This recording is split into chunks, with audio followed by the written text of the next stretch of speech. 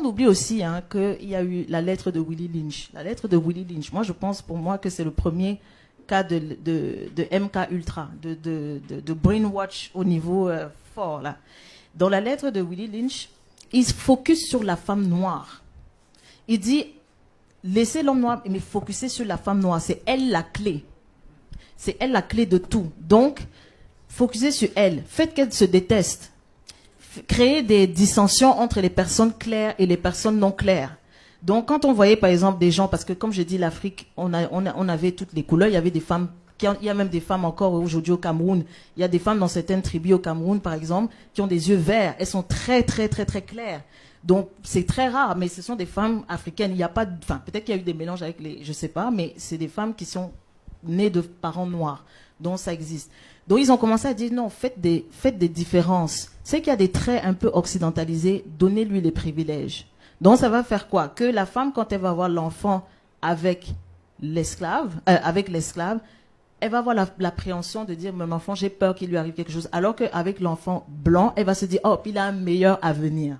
Et c'est pour ça qu'elle va conditionner son enfant aussi à cette époque-là à dire, ne reste pas avec le noir parce que tu vas beaucoup souffrir. Donc, va avec le blanc. Donc, ça, c'est ça, je dis en fait que c'est des choses qui sont ancrées depuis longtemps. Et il faut savoir d'où ça vient. Et maintenant aussi, quand on parlait de fétichisation, c'est que on parle par rapport à la désir sexuelle.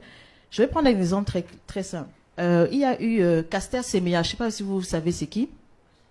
Caster Semenya, c'est une coureuse sud-africaine qui avait, aux Jeux Olympiques, je crois, de 2012. Oui, exactement, qui a couru, qui a gagné. Et tout de suite, on a eu un soupçon en disant, cette femme, c'est pas une femme, c'est un homme. Et on lui a fait l'affront, et c'est pas des blagues, elle a dû se déshabiller devant les membres du jury des JO pour prouver que c'était une femme.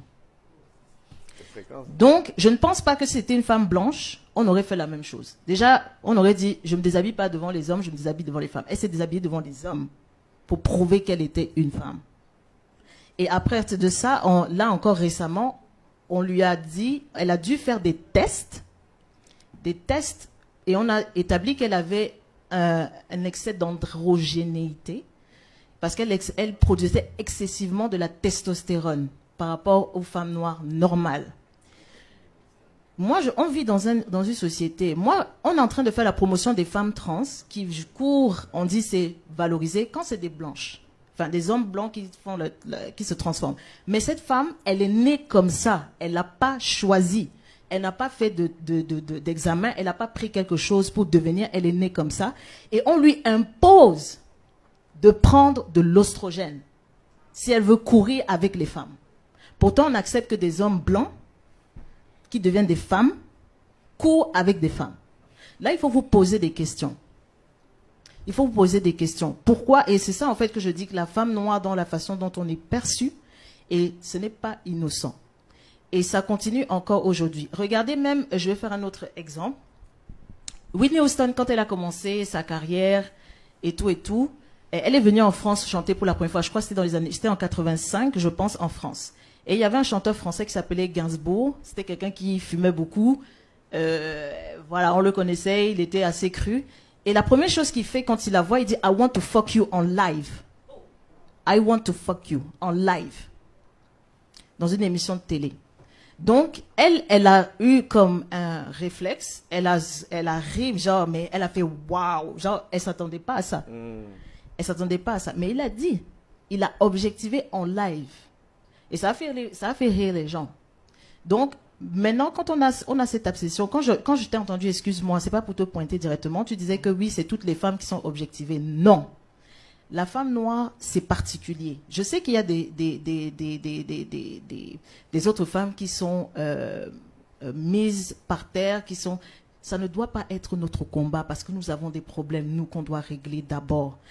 Moi, je vais prendre un autre exemple. Grâce à qui les latinas, qu'on appelle latinas, moi je dis, ce sont des femmes blanches. Moi, latina, c'est une culture, c'est pas une peau. Grâce à qui les latinas sont rentrées dans la musique. Merci Rito. C'est des hommes, voilà. Ce sont des hommes noirs, dont notamment Monsieur P. Diddy, qui a fait rentrer Jennifer Lopez dans la musique noire. Maintenant, on est en train de voir une espèce de remplacement, parce que si vous voyez la musique maintenant, et c'est la même chose qui arrivait en France. En France, avant le R&B, c'était les Noirs. Il y avait des chanteurs noirs, avec des femmes noires. Bon, c'était pas la prédominance, mais les femmes noires chantaient beaucoup le R&B. Dès les fins des années 90, 2000, on a commencé à remplacer par les femmes arabes. Grâce à qui? Les hommes noirs. Et pourquoi comme ça? Non problème. Pourquoi comme ça? C'est qu'il faut aussi comprendre que dans les années 60, en fait, quand les hommes noirs ont commencé à s'identifier, comme je dis toujours, en fait, de voir d'où viennent les choses. Black is Beautiful, c'était un mouvement, parce qu'on le néglige, on veut seulement que ouais, les femmes venaient des afros. C'était un mouvement pour justement refuser le diktat occidental de la beauté. Donc ils ont dit, je vais revenir à la nature, je vais revenir à mes cheveux, je ne vais plus me défriser. Parce que contrairement à d'autres femmes, on forçait la femme noire à défriser ses cheveux. Et même Juliette Smerada, je pense qu'elle est passée ici, elle avait fait une présentation par rapport à ça. Elle expliquait en fait qu'on a forcé la femme, on lui demande, parfois on la rasait, parce qu'on pense que les femmes noires n'avaient pas des cheveux. Les femmes noires avaient des cheveux, mais on avait le temps de les traiter, de prendre soin de ça. Ça faisait partie de notre rituel quotidien. Mais vous venez dans un pays étranger, on vous force à travailler et tout ça. Donc, on a plus pris soin. Et quand la femme avait des très beaux cheveux, parce que même ça, c'était des objets de désir sexuel, la femme blanche demandait qu'on rase la maîtresse de maison.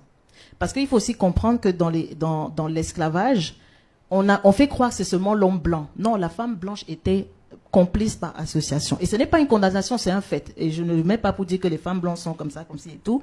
C'est l'histoire. C'est pas moi qui dis c'est ça ou c'est pas ça. Donc, quand vous avez cette acception-là, le Black is Beautiful, qui a été même prôné par Steve Biko, c'était un activiste sud-africain qui a été assassiné dans des conditions atroces en Afrique du Sud. Steve Biko défendait ça. Et justement, il disait qu'il faut retourner à la racine. Quand ils ont vu ça, les Blancs se sont interrogés, les dominants, ils ont dit, si on ne fait pas attention, on va perdre le contrôle. Parce que tout est une question de contrôle. Donc, qu'est-ce qu'ils ont fait? Ils ont permis la blaxploitation. La blaxploitation a détruit le Black is Beautiful. Pourquoi? Parce qu'on a donné le pouvoir à l'homme noir de se valoriser par le pénis, encore. Suite Badass Song, qui est le précurseur du blaxploitation. C'est un homme qui vit dans les bordels, enfin, toujours le truc super enrichissant, qui est élevé dans un bordel, il a un gros pénis, il couche avec toutes les femmes, la virilité exacerbée, c'est un thug, c'est un dealer, tout ce que vous voulez, mais il réussit à faire parce qu'il botte le méchant policier blanc. C'est l'image qu'on a mis en lumière, en fait. Et les gens ont commencé à s'identifier à ça parce qu'on a dit, ah, mais ça, c'est le super-héros. Ça, c'est l'homme fort. Parce qu'on n'avait pas cette image d'homme fort, parce que pendant longtemps, on pouvait te lyncher dans la rue. Tu marchais dans la rue. Emmett Till, hein, le petit garçon de 12 ans qui s'est fait torturer pour rien. Et la femme a avoué après qu'elle avait menti. Plus de 80 ans, enfin, plus de 50 ans après, elle a avoué qu'elle avait menti. Donc, l'homme n'avait pas le pouvoir de protéger sa femme, ni lui-même, ni sa fille, ni ses fils. Donc, ils ont créé en fait des espèces d'héros qui sont des avatars, pendant que les blancs avaient les Thor, comment on appelle ça, Thor, voilà, tous les grands super-héros, qui étaient des gens avec des valeurs, qui étaient des gens qui étaient beaux, qui étaient musclés. Mais nous, on avait des thugs, des dealers, etc., etc. Quand le hip-hop est né, essentiellement le rap militant, qui sont faits dans la rue, c'est des gens qui ont commencé à contester. Quand ça s'est fait, ils ont commencé à dire non, il faut qu'on contrôle. Encore une fois, c'est une question de contrôle. Ils ont dit il faut qu'on contrôle. Donc si on contrôle, on a commencé, et ça avait commencé avec quoi? Berry Gordy qui avait fondé la Motown. La Motown était la seule industrie musicale 100% tenue par des Noirs, où les Noirs chantaient parce qu'ils n'avaient le droit de chanter nulle part. Et Berry Gordy avait tout le répertoire des grands artistes, des Suprêmes, Ray Charles et tout ça. Quand les Blancs ont vu ça, ils ont dit non, il faut prendre le contrôle. Donc, ils ont commencé à prendre les majors et aller miroiter des contrats plus importants parce que les majors blanches avaient beaucoup plus d'argent. Donc, ils ont dit laissez Berry Gordy et la Motown, moi je vais vous payer plus. Étant dans la survie, oui, certains ont accepté et ils sont partis, justement, ils ont abandonné la Motown progressivement et ils ont laissé. Et à partir de ça, le hip-hop encore et le rap, ils ont vu que les gens avaient le truc qui contestait, ils ont dit contrôle. Donc on a tué les deux leaders qui représentaient soi-disant plus Tupac et moins Notorious B.I.G. Et c'est là que le gangsta rap a commencé à développer, qui a commencé à faire l'exacerbation de la violence. On commence à dire que oui, les thugs, les hoes et machin et tout, on dégrade l'image de la femme noire. C'est des gens qui on a payé pour faire ça, qui ont accepté de faire ça. Et donc, même quand ils ont pris ce présupposé-là, excusez-moi, c'est que l'homme noir, il se survalorisait, mais dans les acceptions, dans un idéal extrêmement négatif. Et donc, avec aussi l'avènement de l'incarcération et tout, il disait il faut tuer les policiers, tuer les policiers, et les gens mettaient dans la tête que oui, il faut faire ça, et puis les gens, ils commençaient à faire n'importe quoi, des règlements de gang et tout ça. Donc, quand vous avez ça, et après, qu'est-ce qui s'est passé? Si vous voyez la musique, l'évolution de la musique et la représentation de la femme noire dans les années 80, c'est des femmes très claires. Jusqu'après, dans les années 90, on commence à voir des femmes noires, un peu plus, c'est plus diversifié. 80, c'était Sad. Je ne sais pas si vous connaissez la chanteuse Sad. Shadé, excusez-moi, je dis Sad, désolée. Sadé et tout, avec toutes les femmes de cette époque. Et puis, en descendant, ça a commencé à foncer. Dans les années 90, vous aviez Eternal, vous avez des groupes de femmes noires, etc., qui chantaient, qui étaient assez classe. En Vogue, par exemple. C'était des groupes TLC. C'était des femmes qui... Et bizarrement, ils ont commencé à dire non. Contrôle. Donc, on a pris P. Diddy. On a dit, OK, man, il faut que tu nous mettes quelqu'un d'autre. Oui, parce que, quoi qu'on dise, ces gens-là, ils n'ont aucun pouvoir. Ils sont tenus par des gens qui ont de l'argent. Qui possède la musique noire aux États-Unis? Ce sont des blancs, des juifs. Et c'est pas un commentaire négatif quand je dis ça, c'est la vérité. Et c'est pas du racisme ou quoi, c'est la vérité. Donc, ils ont mis ça et ils ont dit, non, il faut que maintenant, on commence à enlever l'image de la femme noire. Donc, on a commencé avec Jennifer Lopez. On a commencé à mettre des femmes ambiguous pour justement créer, en fait, pour créer le gender war. Et pour créer le gender war, parce qu'ils se sont dit que si on continue comme ça, si on ne fait pas attention, les Noirs risquent de se renverser, de prendre le pouvoir, etc., etc. Quand, rapidement, le gars qui a tué Sharon Tate, là, le fou, là, comment il s'appelle encore? La Manson, Charles Manson. Quand on a arrêté Charles Manson s''a dit, ce qui va détruire l'Amérique, c'est une guerre raciale. Quand on l'a arrêté, effectivement. Et il disait qu'il veut créer justement le chaos en Amérique en instituant la guerre raciale. Donc, pour éviter ça, ils ont commencé à dire non, il faut que l'homme noir et la femme noire se cognent la tête.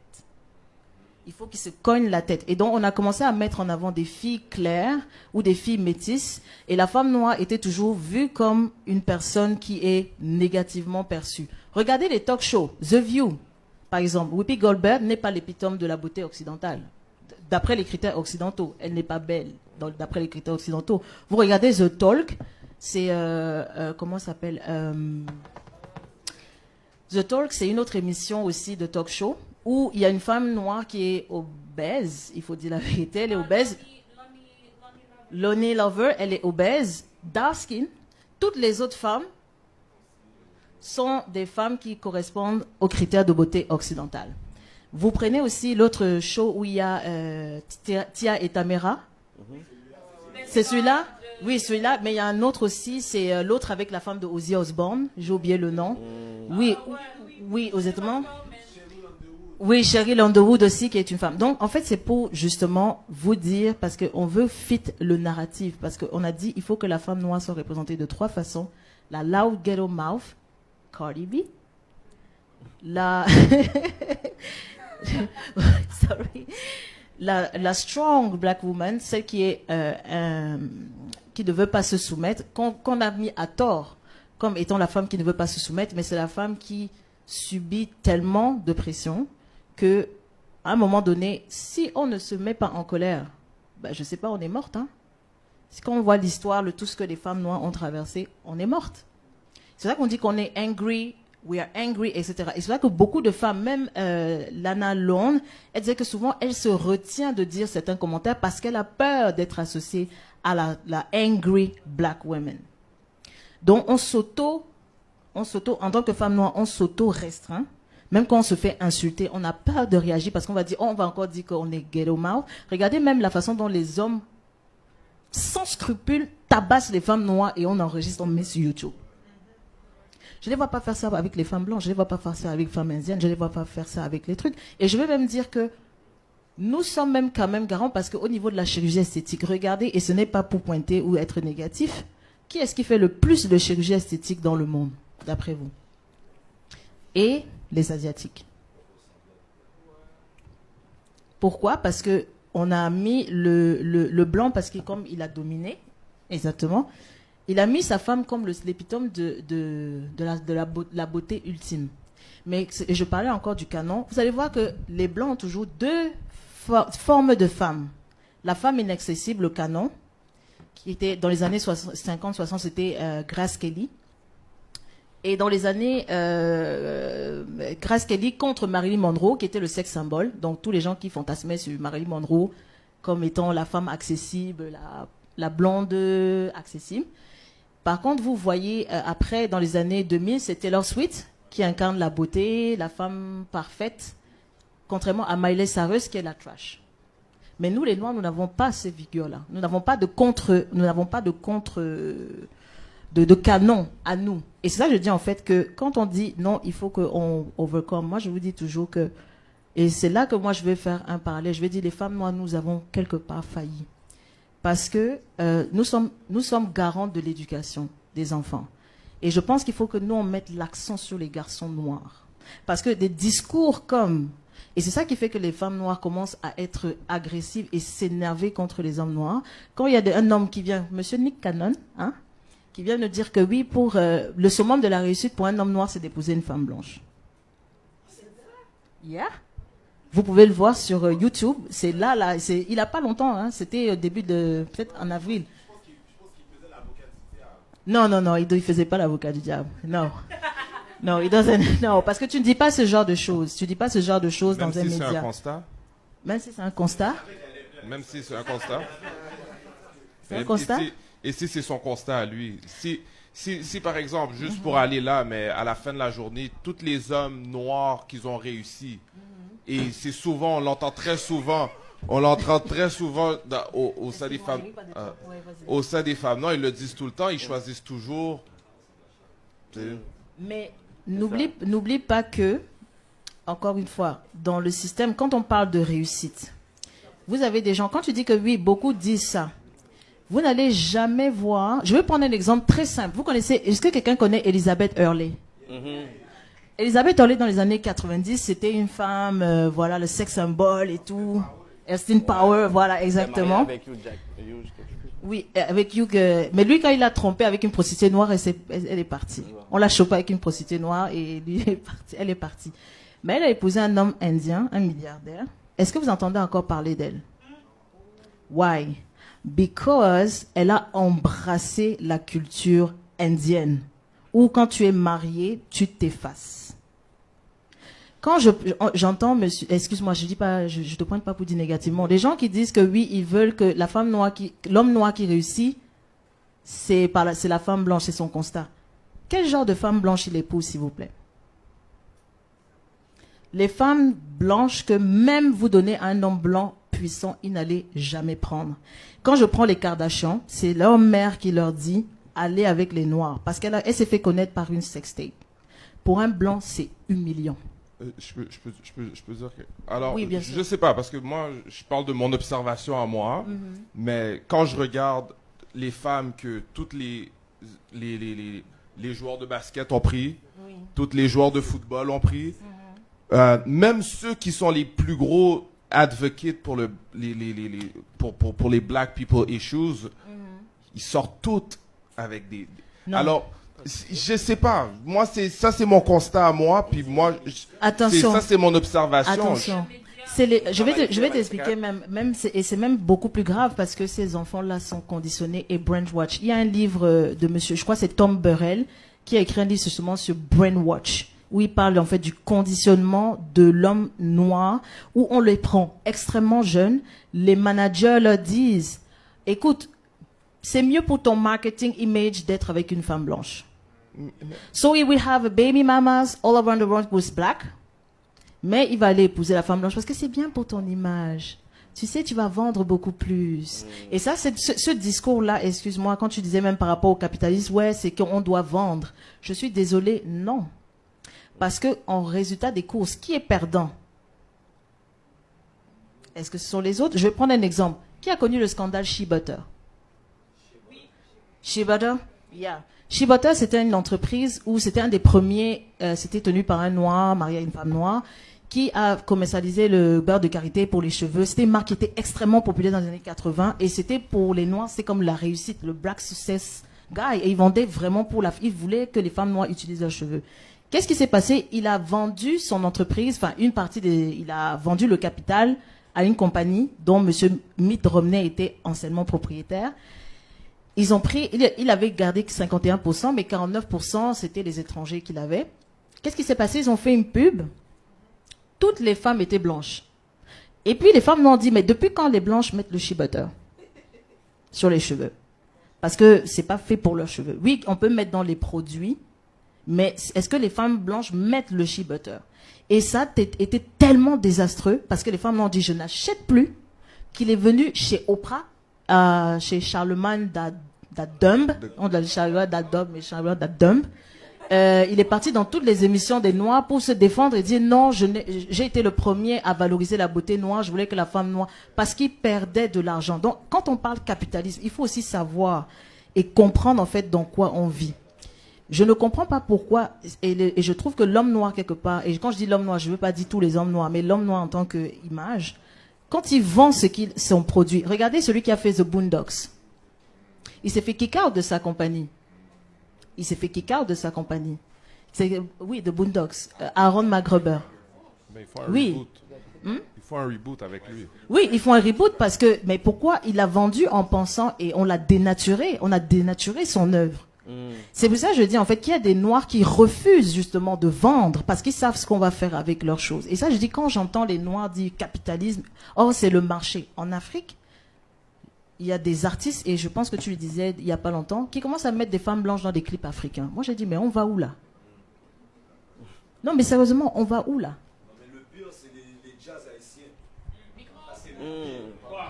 Attends, voilà, laisse finir par là avant. Oui, excuse-moi, je vais terminer là. Et on va où? Et donc, ils ont eu le backlash, et maintenant, c'est ça en fait que je dis que, maintenant, vous voyez, maintenant, avec cette image de l'homme qui a réussi et tout, vous avez des femmes noires maintenant, qui acceptent parce qu'elles veulent quitter la misère sociale pour voyager en Europe. Elles tombent sur des pervers, carrément, qui leur demandent de se déshabiller devant Internet et films. Parfois, ça tombe dans des trucs pornographiques.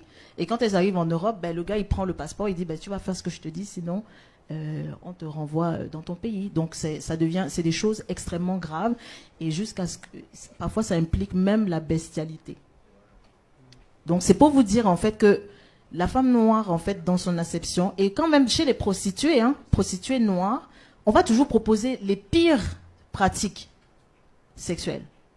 On va toujours proposer, parce qu'il faut qu'elle soit cheap, il faut qu'elle accepte tout, toutes les choses bizarres, il faut que ce soit elle qui accepte. Donc, c'est ça, en fait, que je dis.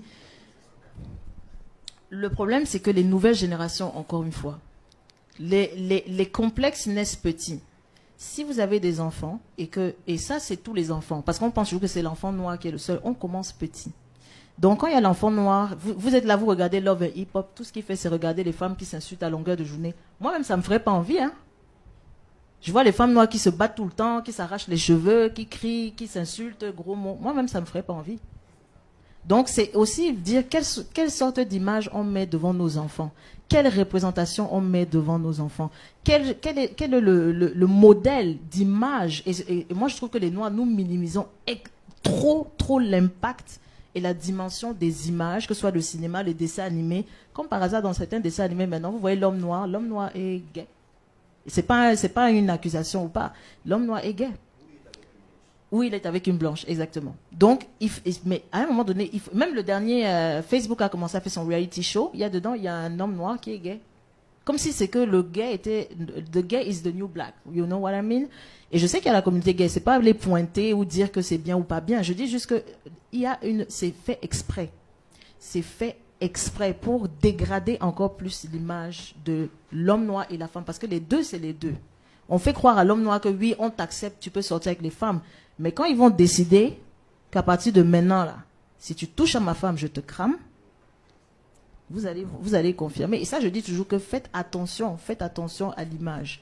Et aussi, comme tu disais, le colorisme. Le colorisme, c'est nous. On peut travailler dessus. Mais si on dit toujours que c'est bien d'être light skin et c'est bien d'être dark skin, quand c'est l'homme noir, c'est bon, mais quand c'est la femme noire, c'est light skin. Non. Il faut casser ça. Et c'est en acceptant tout le monde et traitant tout le monde de la même façon. Donc, on peut réussir par rapport à ça. Bravo pour Karen. Les questions pour réagir à William et Karen, après on va finaliser le panneau.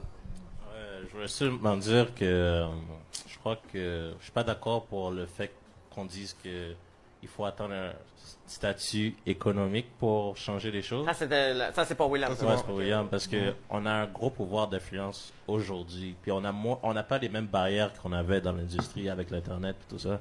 Puis je pense que juste avec un mouvement, c'est genre quand les gens commençaient à faire les danses de noir, il n'y a pas un blanc qui a dit à un noir de faire la danse. Ça a juste devenu viral tout seul. Donc on a quand même un pouvoir d'influence, puis on peut quand même faire les choses sans attendre d'atteindre un certain niveau économique, même si ils contrôlent les médias. Il y a des médias partout maintenant sur Internet. On n'a pas besoin d'attendre. Ben écoute, moi je vais pas dire qu'on a aucun pouvoir d'influence. Et je pense pas que j'ai sous-entendu ça. Mon point à moi, c'est pour dire que pour pouvoir, moi je crois vraiment que notre émancipation et notre amélioration passe par un rehaussement de notre position économique. Je pense que c'est ça qui va nous donner un pouvoir qui va nous donner une voix. Parce que, comme tu as dit, maintenant, il y a des médias partout, mais ça fait en sorte que auparavant il y avait peut-être 3-4 voix. Aujourd'hui, il y en a 1000. Alors, c'est sûr que ça peut être aussi, même si on a plus de postes pour parler, s'il y en a beaucoup, des fois, notre voix va pas être capable de parler plus fort que la foule. Alors, moi, mon point, c'est que économiquement parlant, je pense que si on arrive à se rehausser, que ça soit de manière entrepreneuriale, que ça soit au niveau du marché du travail, moi, je pense qu'il y a ce volet économique que on ne veut pas pour des raisons. Pour moi, je pense que des fois, c'est des pauses aussi, tu comprends? Parce que, tu sais, tout le monde veut se concentrer sur l'aspect social parce que ça paraît beau, c'est cool, c'est chill. Ça, c'est mais moi, pour moi, mon volet à moi, pour moi que je crois, ça passe par une amélioration de notre position économique, n'importe quelle solution. Je dis pas que j'ai la solution, mais faut qu'on trouve un moyen là-dedans de se rehausser. Et je pense que si par exemple on avait des femmes noires, parce que le panel est vraiment sur les femmes noires, alors je parlais pour eux. Si on avait des femmes noires dans des postes stratégiques, si on avait des femmes noires, par exemple, qu'on voyait qu'on était propriétaire, comme elle a parlé, l'image, c'est très important. Alors, si on voit l'image de la réussite de la femme noire, ça va rehausser et tout va découler par la suite. Ça, c'est mon point. Ça, c'est juste mon opinion à moi. Je comprends, mais c'est plus comme quand tu disais que le blanc il contrôle tout, puis qu'il va vraiment juste empêcher, disons, ou contrôler le narratif, alors que maintenant, disons que les Noirs, ben, on a vraiment comme beaucoup plus d'influence. Genre, juste le rap est devenu numéro 1. Mais le blanc se l'a approprié. Il se l'a approprié. Il contrôle le rap, mais on a quand même le pouvoir de masse. Comme si on est tous sur le même code. On est tous sur le même code. Mais tu dis le rap. Là maintenant, après, comme on va parler d'appropriation culturelle, puis on va dire, mais tu sais quoi, les blancs se sont appropriés. Et c'est qui est derrière ça? C'est qui contrôle le contenu?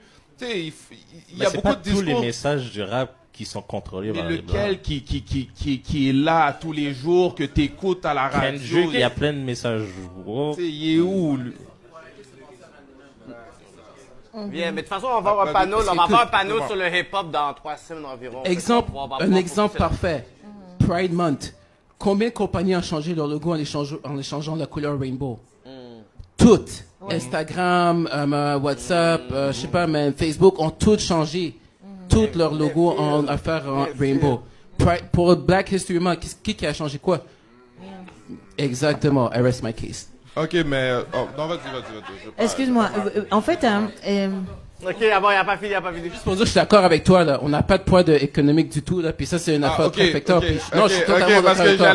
Non, c'est ça que je veux dire. Je suis totalement d'accord avec toi. Puis je trouve que c'est très important de mettre ça en perspective parce que l'argent part. Ça a l'air de rien, mais l'argent part. Puis on ne contrôle pas le marché parce qu'on n'a pas d'argent. N'importe quoi. Politique, n'importe quoi. Si t'as pas d'argent, t'es pas capable, ton agenda va pas être poussé. Je suis pas d'accord. Je suis pas d'accord avec ça.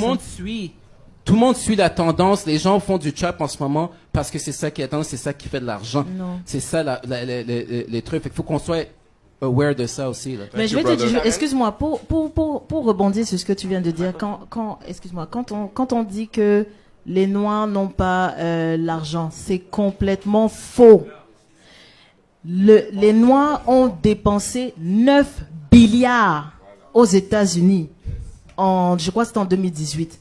Donc, vous dites qu'on n'a pas d'argent, on n'a pas de pouvoir économique. Non, attends. Mais 9 milliards sur combien? Non, attends. Quand vous dites pouvoir économique, moi je vous ai toujours... En fait, moi ce que je veux faire comprendre, c'est que nous l'avons. On l'a pas bien dépensé. Nous ne le dépensons pas consciemment.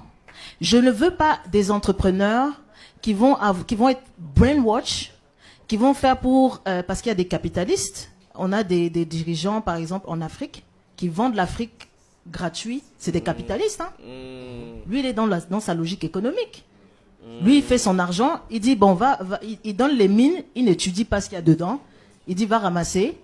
Ok, moi, tant que tu me donnes mon 20 millions de dollars dans mon compte, c'est bon. Mais c'est des sell-out. Non, c'est pas ça. C'est pour te dire que ce n'est pas le pouvoir économique le problème. Nous avons un problème mental. Et si on n'est pas conscient, vous croyez, la communauté, par exemple, asiatique, est-ce que la communauté asiatique est venue pleurer qu'on n'a pas de représentativité dans les médias? Toujours, c'est juste que ça passe sous silence. Et le noir joue... Et attends, je tiens à te dire là, parce que tu as parlé plus tôt, tu dis l'image du noir, c'est le gay black man, c'est le nouveau noir. Faut pas oublier que dans le mainstream culture, the black person is the poster boy pour la diversité.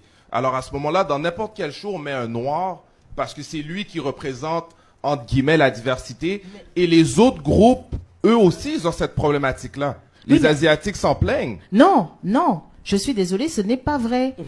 Quand tu dis que les Asiatiques s'en plaignent, je vais te donner un exemple très simple. Il y a eu The Asian Crazy Rich Asian qui est sorti, ça a rapporté 100 millions où la communauté indienne, oui, c'est le premier film asiatique qui a été fait, etc. Mais ça n'a pas marché tant que ça. Pourquoi? Parce que ils ont leurs propres canaux. Il y a aux États-Unis, ils ont maintenant le festival asiatique Sud-Est machin qui a lieu maintenant. C'est un truc qui est sorti il y a 1 an ou 2 ans, où c'est les artistes de Hong Kong, de Chine, du Japon, qui viennent, enfin peut-être pas du Japon, mais d'Asie, tout ce qui est la Chine, dans cette zone-là, Corée et tout, ils font souvent des prix et ils viennent s'attribuer des prix dans ce truc-là et ils ne demandent pas aux autres de venir les voir. C'est ça, en fait, que je dis, la mentalité, pour moi, c'est le plus important. Parce que on a le pouvoir économique. Seulement, qui a rendu riche Nike? Dès qu'il y a une brand qui sort, qui dépense? Qui les enrichit? C'est nous. Cosmétiques, cheveux, tout, qui ne nous appartient pas. On dépense. Non, mais il faut dire la vérité. On a de l'argent, mais on ne sait pas comment le dépenser. Et ça, je dis que c'est la mentalité pour moi qui est extrêmement importante. Plus que le pouvoir économique. Juste dire une petite affaire. C'est quoi pouvoir économique sans dépenses ou sans investissement? Consommation. Ouais, mais c'est ça justement. Fait que si on Mais c'est pas un pouvoir en consommation? Si moi j'achète Nike, je rends Nike riche, je sais pas à cause que j'ai consommé dans leurs produits. Mais bien sûr. Mais c'est un pouvoir économique. C'est pas un pouvoir. Moi, si j'ai de l'argent pour décider ta business continue ou pas, c'est pas un pouvoir. Je comprends pas. Je pense aussi que pour avoir un pouvoir économique, oui, il faut consommer, mais il faut aussi être capable de distribuer, il faut être capable de créer, il faut être capable de produire. Oui. Et le problème, comment tu consommes. Et le problème que nous on a, je dis pas que on le fait pas, on fait un effort conscient de plus en plus de consommer chez nous, mais on consomme beaucoup ailleurs. Et ça enrichit les autres. Tu sais, pour illustrer ce que tu viens de dire, et c'est ça aussi, il y a un site qu'on a démantelé aux États-Unis, qui était marqué 100% black.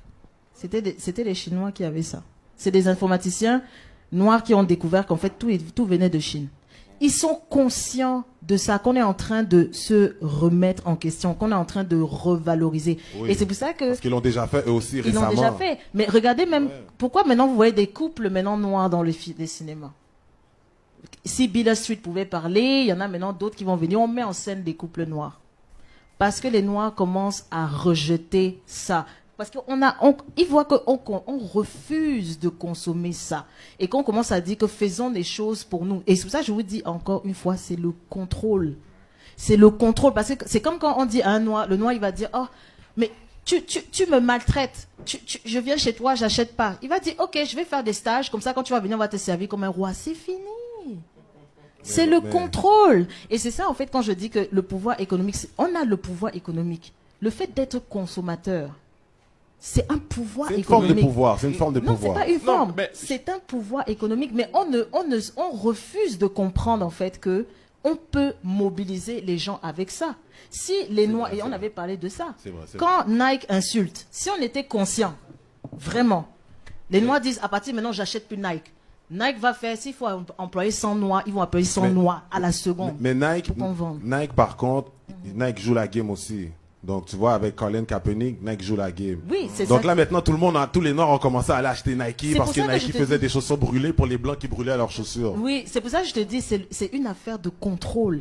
Mais même là, je vous dirais que l'activisme, tu sais, une fois tu avais fait un post là-dessus et c'était par rapport, il y avait une polémique par rapport à quelque chose de racial, puis on a remarqué que c'était vraiment les Blancs qui étaient fâchés pour les Noirs. Entre autres. Mais Très souvent. Très souvent, et des fois vous arrivez pas, il y a une polémique qui arrive, puis toi t'es comme, ok, c'est correct, mais après Mais des fois, il y a un gros outrage. mais des fois, est-ce qu'ils sont fâchés pour les mêmes raisons que nous? Non, mais je veux juste, Ouais, aussi, non, mais est-ce que- je dis juste vis-à-vis la polémique. Ouais. C'est parce que et c'est ça la force du capitalisme, cette capacité de rendre n'importe quoi une marchandise. Entre Et, autres. et cet activisme-là, ce outrage-là, Du capitalisme masqué. oui, mais on fait appel à qui? Est-ce que vraiment on fait appel à nous ou on fait appel au white guilt? On fait appel au modèle qu'on nous a donné, puis on essaye d'avoir du white guilt au travers de ça. Mais à la fin de la journée, je pense que c'est pour ça que le travail sur nous-mêmes est important. Est-ce que quand Starbucks, par exemple, tu sais, ils renvoient, il y a du monde qui se font arrêter et tout, cette mobilisation-là, elle fait appel au white guilt. C'est pas pour nous. Ça, c'est pas pour nous. C'est pas Ça, pour je te nous. dirais que ça, moi, je te C'est dirais de que ça, l'activisme ça, je te dirais que ça, moi, je te dirais que ça, c'est plus un contexte politique, parce que souvent, tu vas voir It's aussi. always politics. Moi, je veux dire souvent It's aussi. always politics. Moi, j'ai rien, je suis down avec tous les gens qui sont contre l'oppression. On est tous ensemble. Mais souvent, tu vas voir, c'est beaucoup aussi la gauche qui va se mobiliser un peu. Tu vas voir. C'est marchandisé. C'est un peu marchandisé. Par contre, je pense que en ce qui a trait à l'économie, ok, moi, mon message va être redondant, mais ça va encore être ça. Il faut faire un effort conscient de retourner à soi-même en sachant comment et où et pourquoi on dépense notre argent. Et ça, c'est important parce qu'avec ce pouvoir-là, on pourra nous-mêmes, on peut avoir nos propres médias. On est dans un de nos médias en ce moment. On est capable de parler d'une des problématiques. Mais je pense que ça, maintenant, c'est quelque chose qu'on doit dupliquer, puis qu'on doit enseigner. Puis voilà, ça commence à la racine de qui on est. Et Toto, je veux juste répondre par rapport à l'affaire du pouvoir. C'est vrai que l'Internet puis des médias comme Facebook, ça a brisé le cartel de l'information. Alors à ce moment-là, Entre autres. l'information, les plateformes d'information, ça s'est beaucoup démocratisé. Alors à ce moment-là, un show comme ça, c'est pas possible à la télévision. Alors, shout-out à Kéké pour mettre en place cette plateforme-là où on parle de ces enjeux-là. Mais ton idée de pouvoir Toi, capte-toi. économique, là, c'est que, et je sais que ça c'est un autre débat, mais cette idée de toujours de vouloir tout faire à l'intérieur de nous, moi je suis pas d'accord parce que toutes les communautés qui sont venues, prends par exemple toutes les communautés d'immigrants là qui sont venus dans les sociétés occidentales, on parle des Juifs, on parle des Irlandais, Arabes, on les parle des Asiatiques. Asiatiques, ils ont atteint de la prospérité en vendant aux Blancs. Bon, voilà où est-ce que je veux en venir. Maintenant, je vais En te vendant répondre. aux Blancs. Et Maintenant, je vais après, te ils répondre. n'ont pas perdu leur Non, culture pour autant. je Nous, vais te on est répondre. fragile là-dessus. Je vais te répondre. Donc, eux, ils sont venus en connaissance de cause. Ok. Donc, ce qu'ils vendaient aux Blancs, ils vendaient pas juste des produits. Ils vendaient une culture, ils vendaient un mode de vie. Quand t'as des Maghrébins là qui prennent Jean Talon entre Saint-Michel et Pinneuf, puis c'est devenu le petit Maghreb, c'est aussi leur lifestyle qui est devenu une situation économique. Mais pour ça, tu dois te connaître. C'est ça. Tu dois te exactement. connaître. C'est ça, Si la- tu la veux vendre un limite. produit, tu veux vendre. Pourquoi tu penses que tu as dit on est plus dans l'entertainment? Tu l'as dit tout à l'heure. On a des modèles que c'est vraiment souvent l'entertainment. Parce que c'est ces portes-là qu'on voit comme étant ouvertes. Alors ça. qu'il y a plusieurs portes qui sont fermées, mais on n'ose pas les Exactement. ouvrir. Exactement. Tu vois, qu'est-ce que je veux dire? Donc, oui, les Mais Asiatiques. il faut la force pour l'ouvrir la les porte. hein. Mais la force, il faut aller la puiser Non, en il nous. faut la C'est puiser ça en l'affaire. nous. Tu vois, je veux dire. Mais oui. Puis, tu sais, tu dis les Arabes, etc. Tu peux pas t'intégrer, ok? Tu pourras jamais, jamais, jamais, jamais t'intégrer, ok? Si à l'interne, t'as pas une forme de ségrégation qui te permet de t'ouvrir aux autres. Mais c'est Je ça. sais pas, je comprends pas. Tu comprends? trop Ok, je vais comprends pas ce t'expliquer. que ça veut Je vais dire, t'expliquer, là. je vais t'expliquer. Oui, les Arabes sont ouverts, ils vont vendre aux Blancs. Mais quand un Arabe va chez eux, puis ils ont leur caucus, la porte est fermée, la porte est fermée. Quand on va sortir, on va s'ouvrir aux Blancs, on sortira. Nous, on n'a pas ça. Ouais, ça, je suis d'accord. Tu avec comprends toi. qu'est-ce que je veux Ouais, dire? suis Et c'est d'accord ça avec qu'on toi. a besoin. C'est ça qu'on a On a besoin, la besoin. mentalité, une mentalité coordonnée, parce que encore une fois, comme tu dis, je vais dire, regardez même rapidement quand il y a le propriétaire de magasin de mèches là qui a tabassé la femme noire, qui est même décédée d'un cancer en plus il y a pas longtemps, qui l'a tabassé. Parce que il se disputait, je sais plus trop de quoi, et elle a poussé et il a donné un coup de poing sur son visage. Le lendemain, ça a fait un tollé sur Internet, les réseaux sociaux. Qu'est-ce qu'il a fait? 50% de réduction sur les mèches.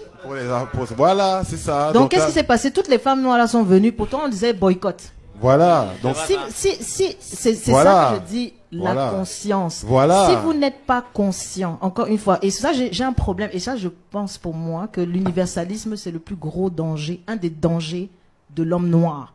Parce que l'homme noir ne peut pas se permettre, à l'heure actuelle, d'être inclusif et d'accepter tout le monde. Parce que, écoutez, moi, je dis, on est en train de parler, et je vais embrayer rapidement. Vous avez des femmes féministes, hein, qui viennent en Afrique dire, il faut que les femmes noires arrêtent de faire des bébés.